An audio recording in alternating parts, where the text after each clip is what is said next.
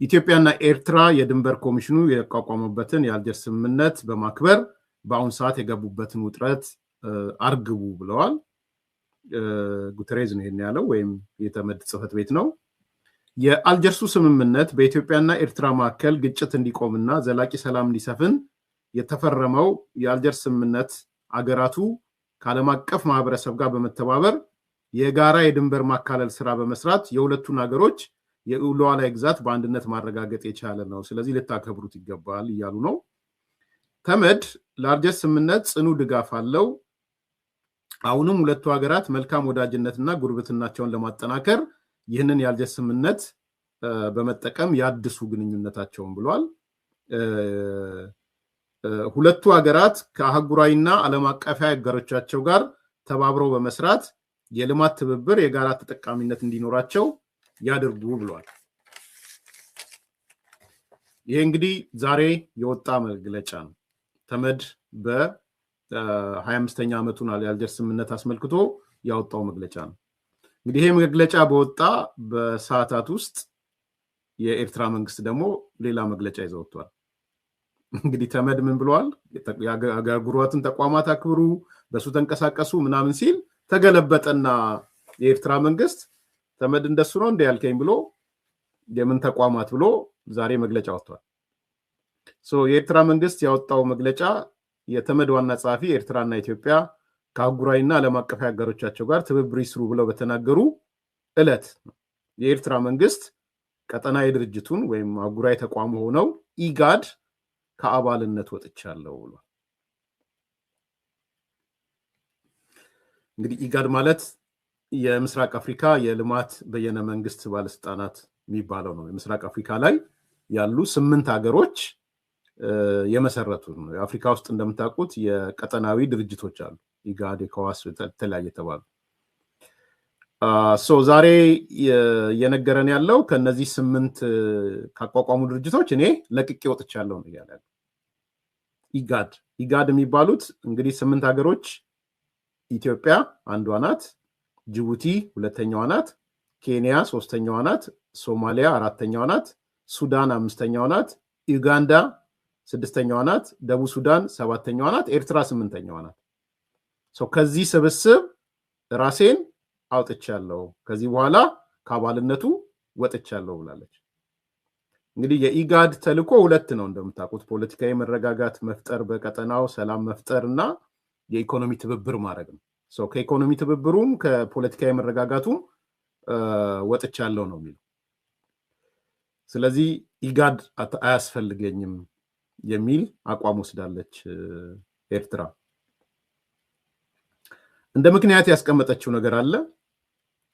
የምስራቅ አፍሪካ የልማት በየነ መንግስት ባለስልጣን ወይም ኢጋድ የተጣለበትን ህጋዊ ኃላፊነት አልተወጣም።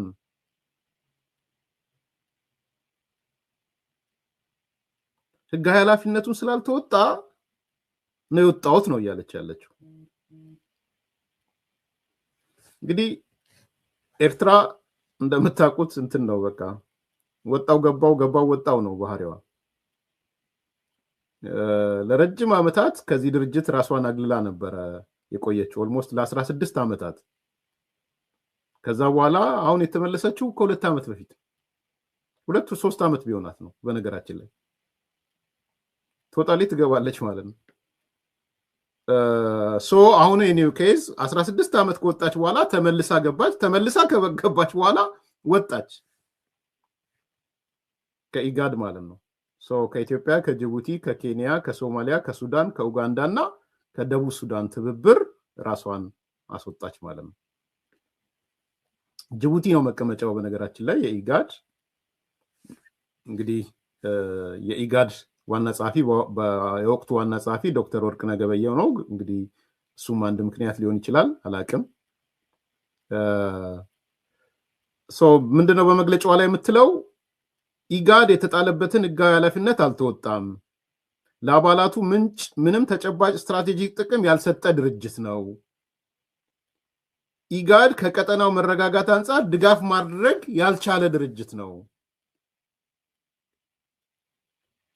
በሰኔ 2023 ወደ ኢጋድ አባልነት ስንመለስ ኢጋድ ለውጥ አድርጎ ታድሶ ወስዶ ጥፋቶቹን አስተካክሎ ይሄዳል ብለን ነበረ። ታድሶ ሁሉ በቃ አሁን የኤርትራ መንግስት ስለ ታድሶ ሲያወራ አያሳፍርም? ታድሶ አድርጎ ምን ኤርትራን እንዲሆን ነው? ኢጋድን ኤርትራ እናርገው እንዴ? ኤርትራናይዜሽን ኦፍ ኢጋድ እንበል? አሁን እንግዲህ የኤርትራ ሰዎች ስለ ታድሶ ሲያነሱ ተመልክቶ መታደስ ይታደሳል ብለን ጆይን ስናደርገው በሰኔ 2023 ወደ አባልነት ስንመለስ እድሳት አድርጎ ይጠብቀናል ብለን ነበረ። ታድሶ ይጠብቀናል ብለን ነበረ። በሚያሳዝን ሁኔታ ኢጋድ ህጋዊ ግዴታችን የራሱን አስፈላጊነት ወደ ህጋዊ ግዴታ ግዴታውን ሳይወጣ ዝቅ አድርጓል።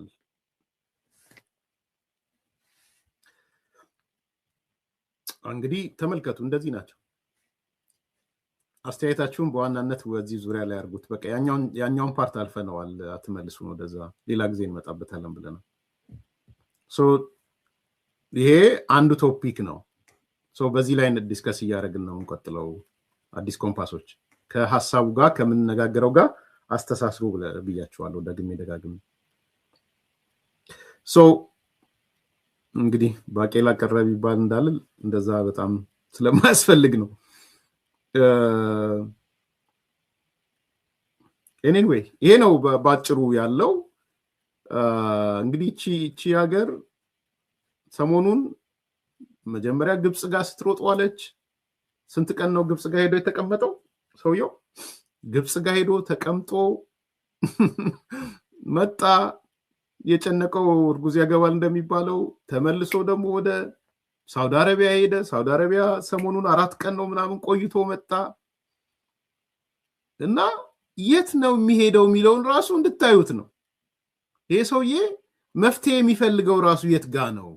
ኢሳያስ የሚባል መፍትሄ የኢሳያስ መፍትሄ ያለው ግብጽ ጋር፣ የኢሳያስ መፍትሄ ያለው ሳውዲ ጋር፣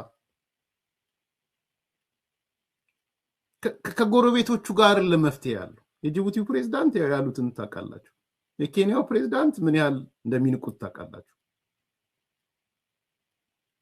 እና መፍትሄ ሲፈልግ እንኳን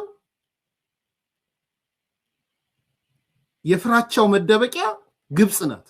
የፍራቻው መደበቂያ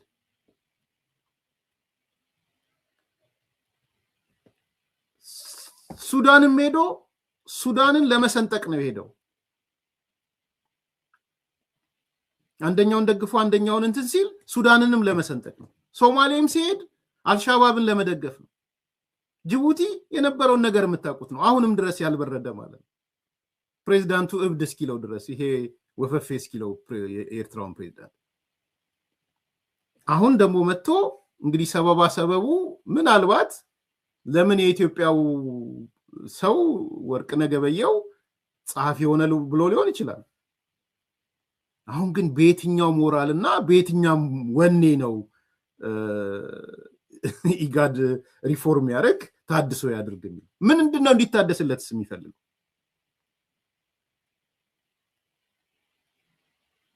አንድ ነገር በደንብ እንድትረዱ የምፈልገው የኢሳያስ ማይንድሴት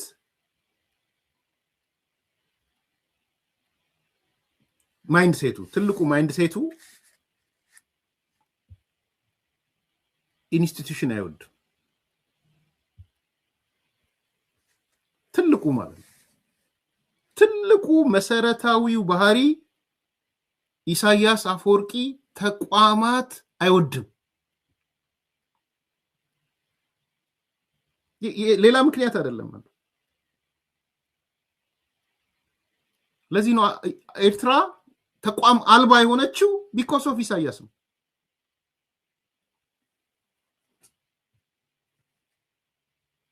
ተቋም ከገነባህ ግለሰብ ቢነሳም ቢሄድም ተቋም እስካለ ድረስ የአገር ይቀጥላል። በነገራችን ኢሳያስ እንትኑ እንግዲህ አናቶሚ ደግሜ እያመጣሁት ነው። የፋሺዝም አናቶሚ የሚል መጽሐፍ እያነበብኩ ስለሆነ ተጽዕኖ አሳድሮብኛል መሰለኝ። አናቶሚ ኦፍ ፋሺዝም የሚል በጣም አሪፍ ጥሩ መጽሐፍ እያነበብኩ ነው። ካገኛችሁ አንብቡት።